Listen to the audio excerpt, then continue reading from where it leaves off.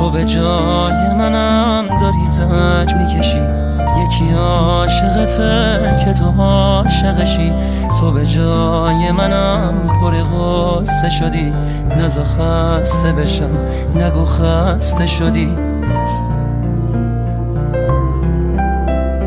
نگران منی که نگیر دلم، واسه دیدن تو داره میره دلم. نگران منی مثل بچگیام، تو خودت میدونی من ازت چی میخوام.